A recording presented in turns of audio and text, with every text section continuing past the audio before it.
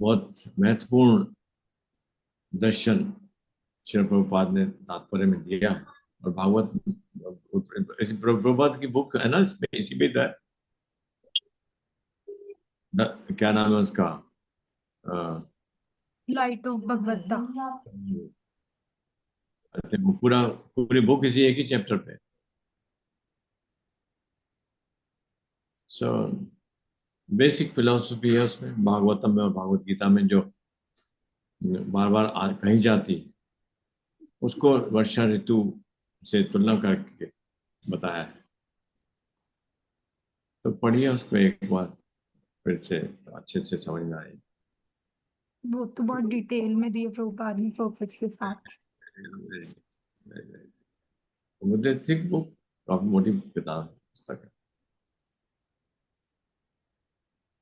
जो ज्ञानतिमिरन्धस्य ज्ञानाञ्जनशलाकया चक्षुरुन्मीलितं येन तस्मै श्रीगुरवे नमः। नमो विष्णुपादाय कृष्णपृष्ठाय भूतले श्रीमते भक्तिवेदान्त स्वामिनिति नामिने। नमस्ते सरस्वते देवे गौरवाणी प्रचारिणे निर्विशेष शून्यवादी पाश्चात्य देश तारिणी। जय श्री कृष्ण चैतन्य प्रभु नित्यानंदा श्री अद्वैत गदाधर शिवासन और भक्त वृंदा। हे कृष्ण करुणा सिंधु दीनबंधु जगतपते गोपेश गोपिका कांत राधा कांत नमोस्तुते। तप्त कांचन गौरांगी राधे वृंदावनेश्वरी वृषभानुसुते देवी प्रणमामि हरिप्रिये। वाञ्छाकल्पतरुभ्यश्च कृपा सिन्धुभ्येव च पतितनां पावनेभ्यो वैष्णवेभ्यो नमो नमः। हरे नाम हरे नाम हरे नाम एव केवलम् कलौ नास्त्यैव नास्त्यैव नास्त्यैव गतिरन्यथा। ॐ नमो भगवते वासुदेवाय। ॐ नमो भगवते वासुदेवाय। ॐ नमो भगवते वासुदेवाय। नारायण नमस्कृत्य नरं चैव नरोत्तमं देवीं सरस्वती व्यासं ततो जयेमुदीरये। नष्टप्रायेषु अभद्रेषु नित्यं भागवत सेवया भगवती उत्तम श्लोके भक्ति भवति नष्ट की। हरे कृष्णा कृष्ण कृष्ण हरे हरे हरे राम राम राम हरे हरे। हरे कृष्णा कृष्ण कृष्ण हरे हरे हरे राम राम राम हरे हरे। हरे कृष्णा कृष्ण कृष्ण हरे हरे हरे राम राम राम हरे हरे। लीला पुरुषोत्तम भगवान श्री कृष्ण की जय। श्री प्रभुपाद की जय। हरिनाम संकीर्तन की जय। हरिनाम संकीर्तन हरे कृष्ण। आपका सबका हाँ प्रभु जी दंडवत प्रणाम। हरे कृष्ण स्वागत। आप सब भक्तों के चरण कमलों में दंडवत। तो हम लोग, मैं स्क्रीन शेयर करता हूँ, अगला अध्याय शायद 21वां अध्याय है, वो पाठ करें। लीला पुरुषोत्तम भगवान श्री कृष्ण।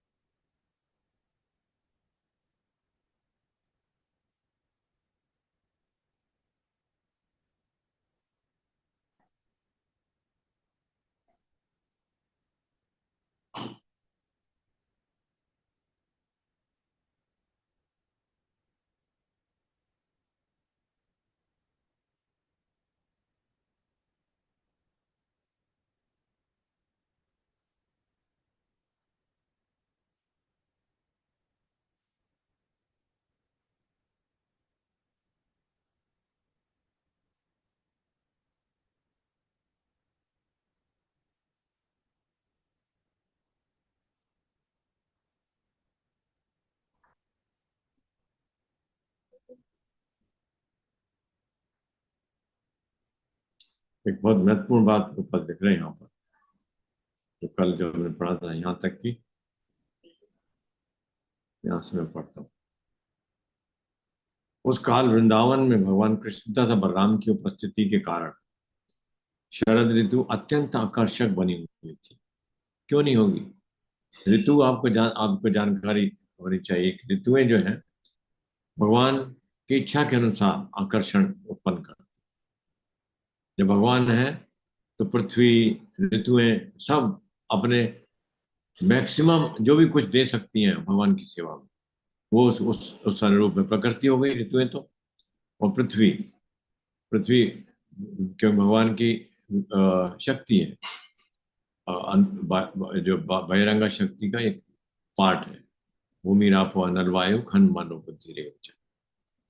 तो भूमि, भूमि पृथ्वी की जो भूमि है भगवान की शक्तियों में से, तो अत्यंत सुंदर और आकर्षक बन जाती है जब भगवान स्वयं जब है धरा। तो व्यापारिक समुदाय, राजसीय वर्ग तथा ऋषि सभी वांछित फल प्राप्त करने के लिए इधर उधर जाने के लिए स्वतंत्र थे। इसी प्रकार भौतिक शरीर के बंधन से मुक्त होकर, अध्यात्म देखिए क्या लिखा है, इसी प्रकार भौतिक शरीर के बंधन से मुक्त होकर, तो यानी कि अध्यात्म के मार्ग पर यदि सबसे बड़ा बंधन क्या है, भौतिक शरीर का, तो ये प्रभुपाद यहाँ पर तात्पर्य लिख रहे हैं, भौतिक शरीर के बंधन से मुक्त होकर अध्यात्मवादी भी मनवांछित फल प्राप्त करते थे। वर्षा ऋतु में व्यापारी वर्ग एक स्थान से दूसरे स्थान पर नहीं जा सकता, अतः उसे वांछित फल नहीं मिल सकता। यहाँ तक कि साधु पुरुष भी, जिन्हें दिव्य ज्ञान का उपदेश प्राप्त करने के लिए विचरण करना पड़ता है, दिव्य ज्ञान का उपदेश प्राप्त करने के लिए विचरण करना पड़ता है, वर्षा ऋतु में वैसा नहीं कर पाते साधु पुरुष भी। किंतु शरद ऋतु में सभी लोग अपना अपना बसेरा छोड़ने लगते हैं। अब यहाँ प्रभुपाद कहते हैं, एक अध्यात्मवादी, चाहे वह ज्ञानी हो या योगी या भक्त शरीर होने से, या भक्त, अध्यात्मवादी कोई सा भी हो, तो तीन तीन प्रकार के अध्यात्मवादी होते हैं, एक तो ज्ञानी, दूसरा योगी और तीसरा भक्त। प्रभुपाद कहते हैं शरीर होने से आध्यात्मिक उपलब्धि का भोग नहीं कर सकता। तो जब तक शरीर है या शरीर का बंधन, इसलिए इसको मुक्ति कहा है, शरीर के बंधन से, यानी कि शरीर के धरातल से जब ऊपर उठ जाते हैं, चाहे शरीर में रहते हुए ही हो, और अब वास्तव में ऐसे ही करना पड़ता है, शरीर को तो त्यागा जा नहीं सकता, और शरीर ही एक कारण भी है हमें आध्यात्मिक मार्ग पर उन्नति करने के लिए मदद करने की। शरीर के माध्यम से ही अध्यात्म के मार्ग में प्रगति की जा सकती है। तो शरीर की मुख्य भूमिका तो है ही, शरीर का है अर्थात मानव रंगी। लेकिन प्रभुपाद कहते हैं किंतु शरीर का त्याग करते ही या मृत्यु के पश्चात ज्ञानी परमेश्वर के तेज में लीन होना चाहता है। ये ज्ञानी चाहते हैं, परमेश्वर के तेज में लीन होना चाहता है। योगी कुछ लोगों को चला जाता है, और भक्त भगवान के लोग, वो लोग वृंदावन या वैकुंठ लोक को जाता है, जहां में शाश्वत आध्यात्मिक जीवन भोगता है। इस प्रकार लीला पुरुषोत्तम भगवान श्री कृष्ण के अंतर्गत शरद, बहुत एक एक चीज, एक एक लाइन जो है ये समझ के पढ़ने का है। तो आप एक बार प्रयत्न कीजिए, कोई प्रश्न होते उनको नोट कर लीजिए। तो शरद का वर्णन नामक 20वें अध्याय का भक्ति वेदांत तात्पर्य, अध्याय 21, वंशी द्वारा मोहित गोपियां। पढ़ते हैं, चलिए कौन पढ़ेंगे? रोज मैरिड। यस प्रभु जी। सुंदर शरद ऋतु के आगमन से सरोवरों तथा नदियों के जल स्फटिक के समान स्वच्छ हो गया और वे सुगंधित कमल के फूलों से भर गए और मधुर हवाएं चलने लगी। वन के इस वातावरण से कृष्ण अत्यंत प्रसन्न हुए, क्योंकि फूल खिले हुए थे और भौरे तथा मधुमक्खियां आनंदित होकर गुंजार कर रहे थे। पक्षी, वृक्ष तथा शाखाएं सभी अत्यंत प्रसन्न लग रहे थे। सभी गौवें चराते समय साथ में श्री बलराम तथा ग्वाल बालों के लिए श्री कृष्ण अपनी दिव्य बांसुरी मुरली बंसी बजाने लगे। कृष्ण की बांसुरी की ध्वनि सुनकर वृंदावन की गोपियों ने उनका स्मरण किया और वे परस्पर बातें करने लगी कि कृष्ण कितनी सुंदर बांसुरी बजा रहे हैं। जब गोपियां कृष्ण के मुरली वादन की बात चलती और वे उनकी लीलाओं का भी स्मरण करती, इस तरह उनका मन विचलित हो जाता तो वे सुंदर ध्वनि का वर्णन करने में अपने को असमर्थ पाती। मुरली की दिव्य ध्वनि की चर्चा चलाते समय वे यह भी स्मरण करती कि कृष्ण किस प्रकार का वेश धारण करते हैं। उनके सिर पर मोर पंख इस तरह सुशोभित होते हैं मानो वे कोई तक हो। वे अपने कानों में नीले फूल खोसे रहते। उनका वस्त्र पीत स्वर्णिम कांति वाला होता और वे गले में वैजंती माला पहने होते। इस प्रकार का आकर्षक वेश धारण किए कृष्ण अपने होठों से मिश्रित अमृत से बंशी के छेदों को पूरित करते रहते। इस तरह वे उन्हें स्मरण करती कि वे वृंदावन में किस प्रकार प्रविष्ट होते हैं, जो कृष्ण तथा उनके शाखाओं के पद चिन्हों से गौरवान्वित हैं। कृष्ण बंसी वादन में अत्यंत पटु थे और गोपियां उस ध्वनि पर मोहित थी, जो न केवल उन्हें अपितु प्रत्येक सुनने वाले जीवन को आकृष्ट करने वाली थी। एक गोपी ने अपनी सखी से कहा, नेत्रों की चरम सिद्धि इसी में है कि कृष्ण तथा बलराम को वन में जाते बंसी बजाते तथा अपने मित्रों के साथ गाय चराते देखा जाए। जो व्यक्ति कृष्ण को मुरली बजाते तथा उनके वृंदावन के जंगल में प्रवेश करते हुए तथा ग्वाल बालों के साथ गायें चराते हुए देखने के दिव्य ध्यान में अत्यंत तथा बाह्य रूप से निरंतर लगे रहते हैं, उन्हें वास्तविक रूप में समाधि प्राप्त हो चुकी होती है। समाधि का अर्थ है इंद्रियों के समस्त कार्यों का एक विशिष्ट विषय में लीन होना, और गोपियां यह सूचित करती है कि कृष्ण की लीलाएं समस्त ध्यान तथा समाधि की सिद्धि है। भगवत गीता में इसकी पुष्टि की गई है कि जो कोई कृष्ण के ध्यान में निरंतर लीन रहता है वह सर्वोच्च योगी है। दूसरी गोपी बोली कि गाय चराते हुए कृष्ण तथा बलराम रंगमंच पर अभिनय करने के लिए जाते हुए अभिनेताओं की तरह प्रतीत होते हैं। कृष्ण पीताम्बर और बलराम नील वस्त्र धारण किए हुए थे और अपने हाथों में आम्र मंजरी मोरपंख तथा फूलों का गुच्छा किए हुए थे। वे कमल पुष्पों की माला धारण किए थे तथा कभी कभी दोनों चित्र मंडली में मधुर ध्वनि से गाते थे। एक अन्य गोपी ने अपनी सखी से कहा, कृष्ण तथा बलराम कितने सुंदर लगते हैं। एक अन्य गोपी ने कहा कि हे सखी, हम उनकी इस बांस की बांसुरी के विषय में कुछ सोच भी नहीं पाती। इसने न जाने कौन से पुण्य कर्म किए हैं कि यह कृष्ण की के अधरामृत का पान कर रही है, जो वास्तव में गोपियों की निधि है। हरे कृष्ण प्रभु जी। हरे कृष्ण। आपको पढ़ने में इतनी दिक्कत क्यों हो रही है? सर थोड़ा प्रेशर में चल रहा हूँ इसलिए। हैं, प्रेशर में चल रहे हैं? हाँ क्या प्रेशर है? सर, फैमिली की साइड में कुछ चल रहा है इसलिए। हाँ, पढ़ने में लग रहा है काफी मुश्किल हो रही। ओके, सो यहाँ पे भगवान की बांसुरी बजा रहे हैं, भगवान भगवान की सुंदरता का वर्णन किया है। प्रभुपाद बता रहे हैं कि आंखों की सार्थकता इसी में ही है कि भगवान के सुंदर मुख के दर्शन किए। और गोपियां कह रही हैं कि कृष्ण बलराम ऐसे सुंदर प्रतीत हो रहे हैं जैसे वो अभिनय करने के लिए मंच पर जा रहे हैं, और उतनी सुंदर बांसुरी बजा रहे हैं। तो गोपियां ईर्ष्या करती हैं बांसुरी से कि ये तो क्या उसने कर्म किए हैं ऐसे कि उनको कृष्ण के होठों पर बांसुरी रहने का सौभाग्य प्राप्त हुआ।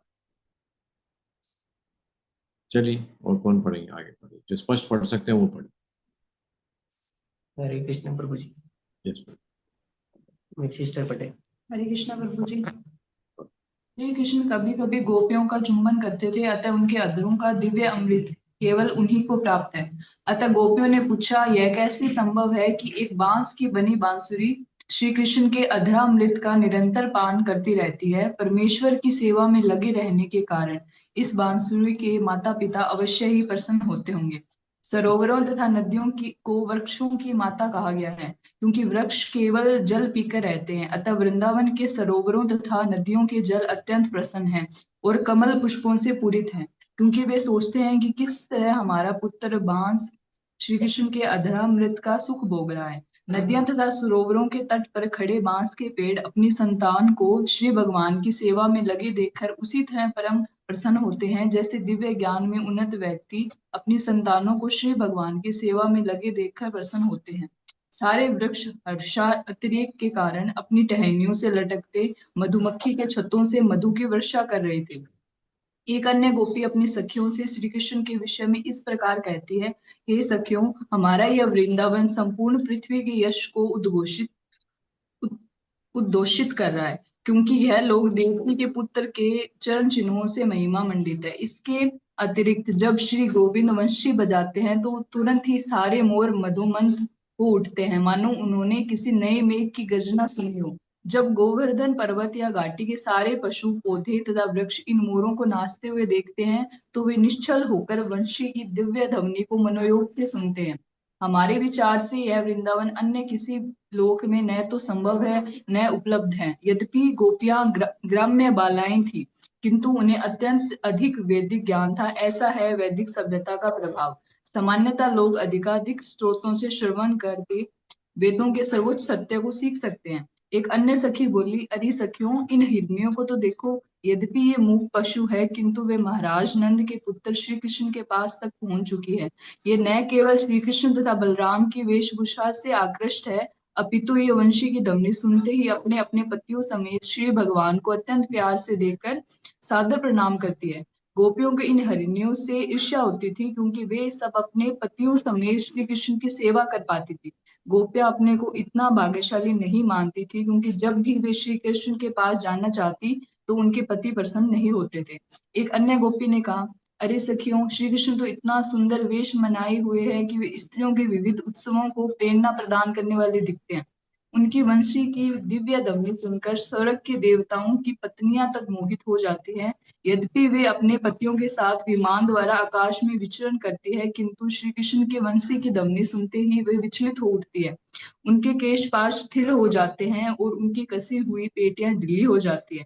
इसका अर्थ यह हुआ कि श्री कृष्ण की वंशी की दिव्य ध्वनि ब्रह्मांड के चारों कोनों तक फैल चुकी थी। और यह भी महत्वपूर्ण बात है कि गोपियों को आकाश में उड़ने वाले विभिन्न प्रकार के वायुयानों का पता था। एक और गोपी अपनी सखियों से बोली, सखियों, गायें भी श्री कृष्ण की मुरली की दिव्य ध्वनि सुनकर मुग्ध हो जाती है। यह ध्वनि उन्हें अमृत वृषा के समान प्रतीत होती है, जिसे संचित करने के लिए वे अपने लंबे लंबे कानों को तुरंत फैला देती है। बछड़े अपने अपने माताओं के स्तन अपने मुंह में दबाए रह जाते हैं और वे दूध नहीं पी पाते। वे भक्ति से विहल हो जाते हैं और उनकी आंखों से अश्रु ढरकने लगते हैं, जिससे यह स्पष्ट होता है जैसे वे श्री कृष्ण को अपने हृदय से लगा रहे हो। ये सब क्रियाएं यह इंगित करती है कि वृंदावन में गायें और बछड़े श्री कृष्ण के लिए रोना और उनका आलिंगन करना जानते थे। वस्तुतः आंखों से अश्रुपात करना ही श्री कृष्ण प्रेम की प्रकाष्ठा है। एक किशोरी गोपिका अपनी माता से बोली, अरे माँ देखो न, विभिन्न वृक्षों के डालों पर बैठे हुए सारे पक्षी कितने मनोयोग से श्री कृष्ण को वंशी बजाते हुए देख रहे हैं। उनके स्वरूपों से ऐसा प्रतीत हो रहा है मानो ये अपनी शुद्ध बुद्ध खोकर श्री कृष्ण की वंशी सुनने में तल्लीन है। इससे यह सिद्ध होता है कि ये सामान्य पक्षी नहीं अपितु ऋषि मुनि तथा भक्त है, जो श्री कृष्ण की बांसुरी सुनने के लिए वृंदावन में पक्षी रूप में अवतरित हुए हैं। बड़े बड़े ऋषि मुनि तथा विद्वान ज्ञान में रुचि रखते हैं, किंतु श्रीमद् भगवत गीता में वैदिक ज्ञान का सार इस प्रकार बताया गया है, वेदश्च सर्वे हरयु वेद। वेदों के ज्ञान द्वारा श्री कृष्ण को समझना होता है। इन पक्षियों के आचरण से ऐसा प्रतीत हो रहा है मानो ये वैदिक ज्ञान के पंडित हो और इन्होंने वैदिक ज्ञान की सारी शाखाओं को त्याग कर केवल श्री कृष्ण की दिव्य ध्वनि को अंगीकार कर लिया हो। यहाँ तक कि यह यमुना नदी श्री कृष्ण की वंशी की दिव्य ध्वनि सुनकर उनके चरण कमलों का स्पर्श पाने की इच्छा से अपनी उताल तरंगों को त्याग कर मंद गति से प्रवाहित होती हुई एवं अपने हाथ में कमल पुष्प धारण किए तीव्र प्रेम भाव से इन पुष्पों को मुकुंद भेंट करने जा रही है। कभी कभी जब शरदकालीन आतप धूप ऐसे हो जाता तो अपनी मुरली बजाने में लीन श्री कृष्ण बलराम तथा उनके मित्रों के प्रति सहानुभूति दिखाने के लिए बादल छाया कर देते। उस समय ऐसा प्रतीत होता मानो उसने उनसे मैत्री स्थापित करने के लिए ये बादल उनके सिरों पर छाता ताने। ग्रामीण किशोरियां श्री कृष्ण के चरण कमलों के स्पर्श से रक्तिम हुई वृंदावन रज को अपने मुखों तथा वक्षस्थलों पर लेपकर अपने को धन्य मान रही थी। इन बोली किशोरियों के स्तन उभरे थे और वे अत्यंत कामाभूत थी, किंतु वे अपने अपने प्रेमियों द्वारा किए गए स्तन स्पर्श से संतुष्ट नहीं थी। जब वे जंगल के मध्य पहुंची तो उन्होंने देखा कि श्री कृष्ण के चलते समय उनके चरण कमलों से गिरे कुमकुम चूर्ण से वृंदावन की कुछ लताएं और पत्ते लाल लाल हो गए थे। गोपियां उनके चरण कमलों के कुमकुम से रंजित रज को अपने स्तनों से लगाती। जब श्री कृष्ण बलराम तथा ग्वाल बालों के साथ वृंदावन के जंगल से होकर जाते तो यह लाल लाल चूर्ण वृंदावन की भूमि पर गिर पड़ता। अतः जब कामों की शौर्या श्री कृष्ण को वंशी बजाते हुए देखती और भूमि पर उन्हें लाल लाल कुमकुम दिखता तो वे तुरंत उसे उठाकर अपने मुक्त स्तनों पर लगा लेती। इस प्रकार जो किशोरियां अपने प्रेमियों द्वारा स्तन स्पर्श किए जाने से संतुष्ट नहीं होती थी, वे चरण रज के स्पर्श से संतुष्ट हो जाती। बात यह है कि सारी भौतिक वासनाएं कृष्ण भावनामृत के संपर्क में आते ही तुष्ट हो जाती है। एक अन्य गोपी गोवर्धन पर्वत की अद्वितीय स्थिति की प्रशंसा इस प्रकार करने लगी, यह गोवर्धन पर्वत कितना भाग्यशाली है कि इसने अपने ऊपर चलते हुए श्री कृष्ण तथा बलराम का सानिध्य प्राप्त हो रहा है। गोवर्धन पर्वत को श्री भगवान के चरण कमलों का निरंतर स्पर्श प्राप्त है। इसकी कृतज्ञता के कारण गोवर्धन पर्वत तरह तरह के फल मूल औषधियां तथा अपने सरोवरों से स्वच्छ जल भेंट के रूप में प्रदान करता है। गोवर्धन पर्वत की सर्वोत्तम भेंट तो गायों और बछड़ों के लिए नई उगी घास है। गोवर्धन पर्वत श्री भगवान के प्रिय साथियों गायों तथा बछड़ों को प्रसन्न करके श्री भगवान को प्रसन्न करने की कला जानता है। एक अन्य गोपी ने कहा कि जब श्री कृष्ण तथा बलराम अपनी बांसुरी बजाते हुए और समस्त चराचर से मित्रता स्थापित करते हुए वृंदावन के जंगल से होकर निकलते हैं तो प्रत्येक वस्तु आश्चर्यजनक लगती है। जब वे अपनी दिव्य बांसुरी बजाते हैं तो जंगल के चर प्राणी चकित होकर अपने कार्य को रोक देते हैं और वृक्ष तथा वनस्पति जैसे अचर प्राणी आनंद से झूम उठते हैं। श्री कृष्ण तथा बलराम की दिव्य बांसुरियों की धुनों की ये आश्चर्यजनक प्रतिक्रियाएं हैं। श्री कृष्ण तथा बलराम सामान्य ग्वाल बालों की तरह अपने कंधों तथा हाथों में गायों को बांधने की रस्सियां लिए रहते। दुहते समय बालक गायों के पिछले पांवों को एक छोटी रस्सी नोई से बांध देते। इस रस्सी को ग्वाले सदैव अपने कंधों पर लटकाए रहते और यह रस्सी श्री कृष्ण तथा बलराम के कंधों पर भी देखी जा सकती थी। श्री भगवान होते हुए भी वे ग्वाल बालों की तरह क्रीड़ाएं करते, अतः सारी बातें आश्चर्यजनक तथा आकर्षक लगती। जब श्री कृष्ण वृंदावन के जंगल में या गोवर्धन पर्वत पर गाय चराने में व्यस्त रहते उस समय ग्राम की गोपियां उनके विषय में सोचने तथा उनकी विविध लीलाओं के बखान करने में लीन रहती। यह श्री कृष्ण के ही विचारों में निरंतर लीन रहने का सम्यक उदाहरण है। यही प्रवृत्ति गोपियों के आचरण में सदैव स्पष्ट पाई जाती है। अतः भगवान श्री चैतन्य ने घोषित किया कि परमेश्वर की पूजा की अन्य कोई विधि गोपियों की विधि से शेष नहीं है। ये गोपियां ब्राह्मण या क्षत्रिय जैसे उच्च कुलों में उत्पन्न न होकर वैश्य कुल में उत्पन्न हुई थी और वह भी व्यापारियों की किसी उच्च श्रेणी में न होकर ग्वालों के कुल में उत्पन्न हुई थी।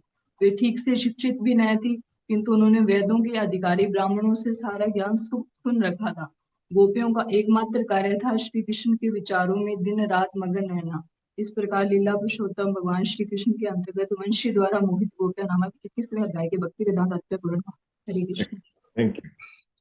तो इसमें देखिए कृष्ण की वंशी की महिमा का वर्णन कि ये वास्तव में ऐसा ही और शास्त्रों में भी हम पढ़ते हैं, जो गोस्वामियों के द्वारा दूसरे शास्त्र लिखे गए हैं उनमें भी वर्णन है।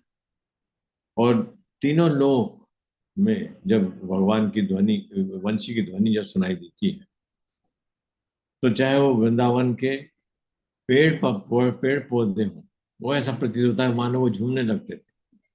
ऐसा मैंने पढ़ा था कि जो जमुना नदी है उल्टी दिशा में बहने लगती थी। चाहे पक्षी हैं, पक्षी जो है वो मस्त हो जाते थे, मोर हैं, हिरन हैं, जिसका भी हमने वर्णन पढ़ा है, वो सब ऐसा प्रतीत होता था जैसे वो कहीं और किसी और लोक में चले गए, क्योंकि वृंदावन के चाहे वो पक्षी हैं, चाहे वो पेड़ हैं, चाहे गोपीजन हैं, वो सब भगवान के जो शाश्वत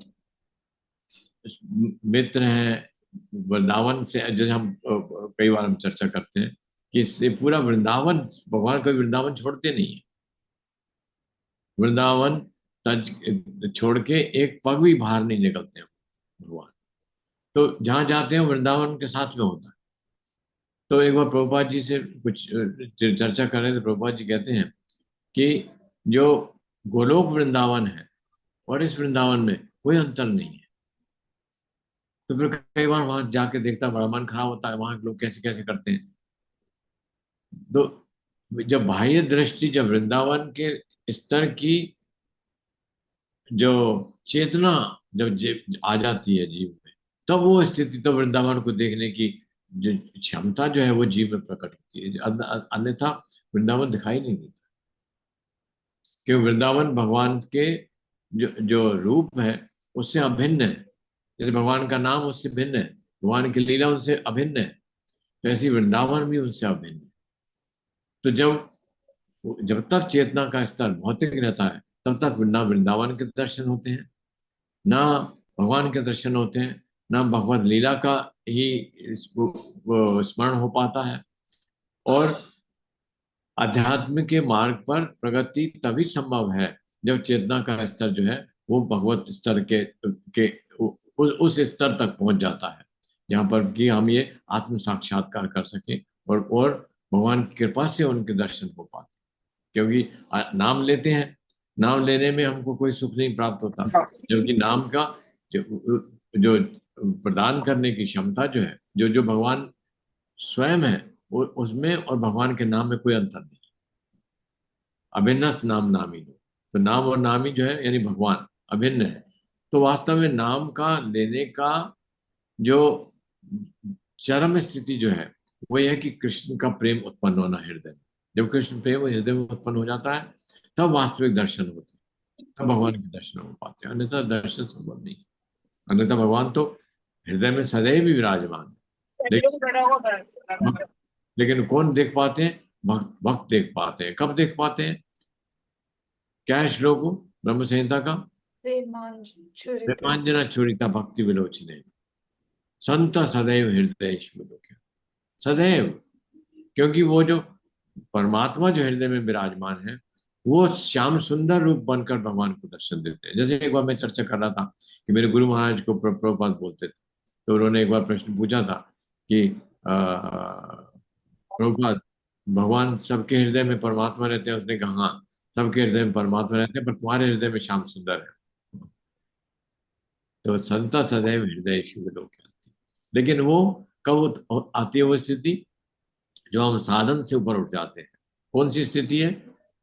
जब ब्रह्मभूता प्रसन्नात्मा न शोचती न कांक्षती, तब उसके ऊपर ब्रह्मभूता भी नहीं है, ब्रह्मभूता स्थिति भी नहीं है, ब्रह्मभूता के ऊपर की स्थिति। कि ब्रह्मभूत से स्थिति से स्तर से तो हम भौतिक आकर्षणों से यानी शरीर के प्रभाव से मुक्त होते हैं, तो ब्रह्मभूत स्थिति वो कहलाती है। जब तक अन्यथा क्या होता है? जीव जब ब्रह्मभूत स्थिति से पहले क्या होता है? ब्रह्मभूत स्थिति से क्या कहलाती है स्थिति? ब्रह्मभूत से पूर्व जीवभूता। जीवभूता। दो श्लोकों में अलग अलग वर्णन आया है। किसमें आया है जीवभूता? ममे वांशो जीवभूता सनातना। तो जब भौतिक जगत में जीव है वो क्या कहलाता है? जीवभूता। ममे वांशो, भगवान कह रहे हैं जीव जो है जो भौतिक जगत में है ये मेरा ही अंश है। ममे वांशो जीव लोके जीवभूता सनातन। जीव लोके कहा है ना, जीव लोके। और फिर ब्रह्मभूता प्रसन्नात्मा न शोचती न कांक्षित। तो जब जब तक जीव भूत है तब तक तो क्या है? मामुपेत्य पुनर्जन्म दुखालयम अशाश्वत। तब तक तो दुखालय और अशाश्वतम है। और जब भगवान के इससे प्रकृति के गुणों से मुक्त हो जाता है जीव, तब क्या स्थिति हो जाती है? ब्रह्मभूता। ब्रह्मभूता प्रसन्नात्मा न शोचती न कांक्षित। तब है शोचती न कांक्षित, तब यानी कि जो दुखालय शाश्वतम उससे मुक्त हो जाता है। और तब भक्ति प्रारंभ होती है। उस भक्ति की चरम सीमा जो है वहां पर जो जो जो कहाँ भक्ति लता बीज जो है जो हमने पढ़ा था, कहाँ तक जाता है? गोलोक वृंदावन में भगवान के चरणों तक जाता है। तो वहां पे प्रेम प्राप्त होता है, भगवत प्रेम, कृष्ण प्रेम प्राप्त होता है। जब कृष्ण प्रेम प्राप्त होता है तब उस स्थिति में प्रेमांजना छुरिता भक्ति विलोचने न संत सदैव हृदय शिव लोक है। तो भगवान के जो वृंदावन के समस्त जो वासी जो है, पेड़ पौधे हैं, चाहे वो साधु हैं, नदी हैं, मोर हैं, हिरन हैं, सब सभी उसी स्तर के हैं। प्रेमांजना छुरिता भक्ति विलोचने। तो यहाँ पर प्रभुपाद ये बहुत सुंदर बता रहे हैं कि गोपियों का जो प्रेम की स्थिति जो है भगवान के साथ, वो उच्च उच्च सबसे सर्वोच्च स्तर पर है, सर्वोच्च स्तर पर है। तो ये कृष्ण के ही विचारों में निरंतर लीन रहने का सम्यक उदाहरण है। क्योंकि सदैव वो देखो हर चीज को कृष्ण से तुलना करती थी, हर चीज को देख के कृष्ण के बारे में विचार करती थी। चाहे वो बांसुरी हो, चाहे पेड़ हो, चाहे नदी हो, कुछ भी हो, हर चीज को देख के उनके मन में सिर्फ सिवाय कृष्ण क्या अतिरिक्त और कुछ नहीं आता। तो ये प्रभुपाद कह रहे हैं कृष्ण के विचारों में निरंतर लीन रहने का सम्यक उदाहरण है गोपियां। यही प्रवृत्ति गोपियों के आचरण में सदैव स्पष्ट पाई जाती है, सदैव। अतः भगवान चैतन्य ने, भगवान ने स्वयं घोषित किया ऐसा कि परमेश्वर की पूजा की अन्य कोई विधि गोपियों के इस विधि से श्रेष्ठ नहीं है। गोपी भृत्य पद कमले दास दास। ये गोपियां ब्राह्मण या क्षत्रिय जैसे उच्च कुलों में उत्पन्न ना होकर कौन थी? उसके लिए ब्राह्मण क्षत्रिय होना, उच्च कुल में उत्पन्न होना कोई आवश्यक नहीं। प्रेम तो भगवान को कोई भी प्राप्त कर सकता है। गोपियां कौन थी? वैश्य कुल में उत्पन्न हुई थी, और वह भी व्यापारियों की किसी उच्च श्रेणी में ना होकर कौन थी? ग्वाल बाल थी। ग्वालों के ग्वाल कौन? किस श्रेणी में हम सोचते हैं? जो कि अनपढ़ होते हैं, गंवार, जिनको साधारण भाषा में जो लोग बोलते थे वो ग्वाल बाल, वो थे ग्वाले। ग्वाले बोलते हैं ना, ग्वाले यानी कि अनपढ़ लोग। तो गोपियां वो थी उससे। लेकिन भगवान की भक्ति जो है वो, उसके लिए कोई रोक नहीं है, कोई रोक टोक नहीं है कि आपके लिए कोई श्रेणी नहीं, कोई योग्यता की आवश्यकता नहीं। ग्वालों के कुल में हुई थी, वे ठीक से शिक्षित भी ना थी, किंतु उन्होंने वेदों के अधिकारी ब्राह्मणों से सारा ज्ञान सुन रखा था। ऐसा नहीं था वेदियों गोपियों सिर्फ प्रेम ही था। तो प्रेम जब भगवान में उत्पन्न हो जाता है तो ज्ञान और वैराग्य स्वयं आ जाता है। तो ज्ञान और वैराग्य से भगवान को नहीं पाया जा सकता। ठीक है।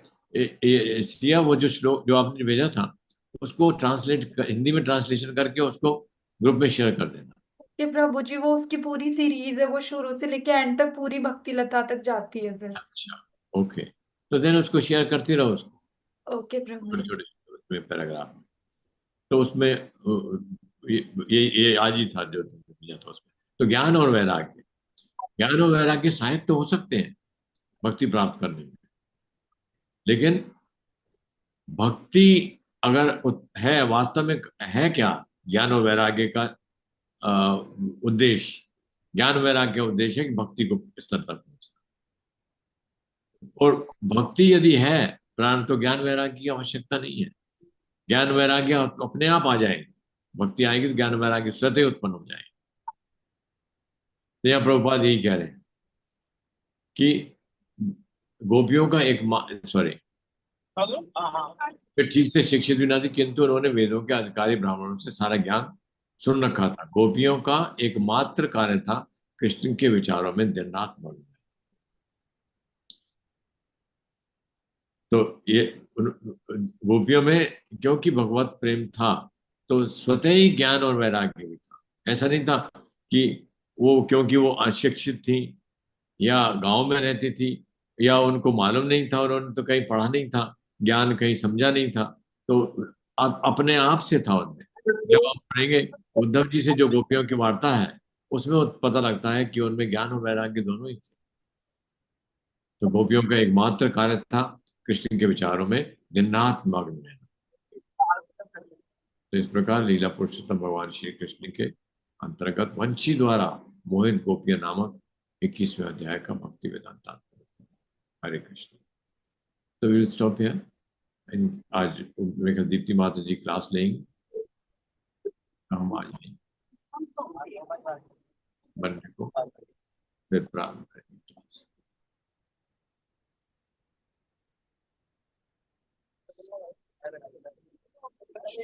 कोई प्रश्न? मोहित, तो आपके प्रश्न के आंसर तो लंबे हैं, उसमें टाइम लगेगा, है ना? तो हम मंडे को उन पे चर्चा करें। अच्छे प्रश्न हैं आपके, will discuss it on Monday. और कोई संक्षिप्त में किसी को कोई प्रश्न है तो 2-3 मिनट के लिए। हरे कृष्ण प्रभु जी। यहाँ पे वो भी आता है ना, जो भगवान की वंशी है, उनसे मैंने सुना है, जो हरिवंश महाप्रभु जो आते हैं ना शायद वल्लभ संप्रदाय में, वो वंशी का अवतार है। वो उनकी क्या है स्टोरी, मतलब सही है क्या ये? वो सही तो होएगा ये और देखो, ऐसा है शास्त्र में की कोई बात भी ऐसी नहीं है जिसपे शंका की जा सके। अब हमको कितनी समझ में आती है, जैसे जैसे हमको अब भक्ति में उन्नति करेंगे तो ये सब चीजें अपने आप समझ में आती, अपने से आने लगेंगी। तो समझ में तब तक नहीं आती है जब तक क्या बोलते हैं, अ, जब तक हमारी दृष्टि बाह्य रहती है। दृष्टि जब बाह्य आंतरिक हो जाएगी, तब भगवान भी दिखाई देने लगेंगे। और नहीं तो कई बार तो शंका हो जाती है कि है भी है कि नहीं भगवान। ऐसी स्थितियां वास्तव में अनेक बार उत्पन्न होती हैं जीवन। मैं अभी वहां बड़ौदा में था, मेरे मित्र हैं, बहुत उच्च कोटि के श्रेष्ठ भक्तों में से हैं उसके पिताजी। वो हालांकि पुष्टि मार्ग के हैं, लेकिन बहुत और बहुत एजेड है, 93-92 साल के आसपास है। और असहनीय पीड़ा होती है, और पेट दर्द होता है, असहनीय होती है। लेकिन और ऐसा नहीं है उनको देख के कोई कह सकता है भगवान इनके इतने दिनों, सारे जीवन उन्होंने भक्ति की है, सारे जीवन। वो बहुत छोटे थे तब भी वो साइकिल लेके गोवर्धन जाया करते थे। बहुत बहुत समय, आर्थिक दृष्टि से बहुत उन्नत नहीं थे उस समय, तो साइकिल से गोवर्धन जाते थे, क्योंकि उनको उस बस, इतने सस्ता बस होते हुए भी तब भी बस का टिकट नहीं अफोर्ड कर पाते। साइकिल से गिरिराज जी जाते थे, वहां साइकिल खड़ी करके परिक्रमा लगा के, और उसी दिन सेम डे वापस आ जाते। तो ऐसा उन्होंने कई सालों तक किया, कई सालों तक। और और वास्तव में उन ज्ञान भी बहुत है, वैराग्य भी बहुत है, लेकिन अब उनकी जब पीड़ा देखते हैं तो वो कराते हैं। इस हद तक पीड़ा होती है। तो कई बार लगता है कि कैसे मत समझे कि इस तरह के भक्त जिन्होंने सारा जीवन दिया है, उनको इतनी पीड़ा हो रही है। और लेकिन उसकी पीड़ा में भी, पीड़ा के समय, अब उनकी चेतना जो है, वो मेरे को कह रहे थे कि बोले जो सहता है वो ही समझ सकता है, दूसरा व्यक्ति। बहुत आसान है ये कहना कि भगवत नाम स्मरण करो। अब जैसे प्रभुपाद का हम देखते हैं, प्रभुपाद जी के अंतिम समय में भी आपने देखा होगा, कुछ वीडियो है उनके, उनका शरीर कुछ ऐसे लगता था कुछ किलो का ही रह गया होगा, इतना कमजोर शरीर हो चुका था, इतना जीर्ण था शरीर। और मेरे गुरुआइन बताते थे कि उनके शरीर में तो कहीं उंगली लगाने से ऐसा लगता था कि कहीं उंगली के कारण से उनको तकलीफ नहीं हो जाए। लेकिन उस समय भी आपने देखा होगा कि वो भागवत पे चर्चा कर रहे हैं, ट्रांसलेशन कर रहे हैं। तो पीड़ा दर्द जो है वैसा नहीं है कि भौतिक रूप से समाप्त हो जाए, लेकिन चेतना समाप्त नहीं हुई। भगवान क्या कहते हैं, न मैं भक्तिया प्रणश्यति। तो ये ऐसा फेथ होना, लेकिन जो बाह्य दृष्टि जब रहती है, वो व्यक्ति वो जरूर बोलेंगे कि क्या पा लिया, क्या दे दिया। मैंने बहुत ये ऐसा सुना, जिन जिनके माता पिता भक्ति करते थे और बाद में ओल्ड एज में पीड़ा तो होती है, तकलीफ तो होती है, वो जा नहीं सकती। और मैंने उनको कहते हुए सुना उनके बच्चों को कि क्या दिया देखो भगवान ने, इतना परेशान हो रहे हैं। क्योंकि उनकी दृष्टि जब तक बाह्य रहेगी तब तक ये चेतना समझ ये आ नहीं सकती बात। तो लेकिन भगवान कहते हैं न में भक्त्या प्रणश्यति। तो इसका अर्थ यह है, और न में भक्त्या प्रणश्यति ये मतलब नहीं है कि मरते समय भी वो बिल्कुल 15 साल का युवक दिखाई देगा, ऐसा नहीं।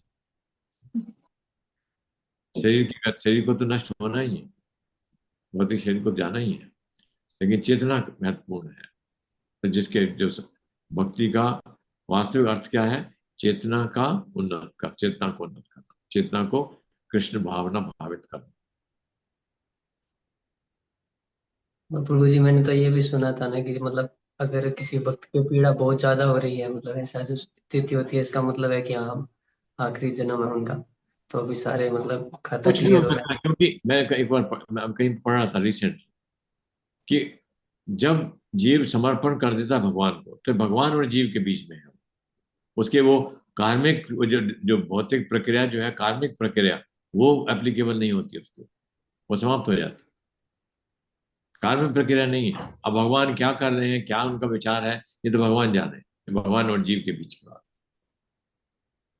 लेकिन उसको समझ पाना आसान नहीं है।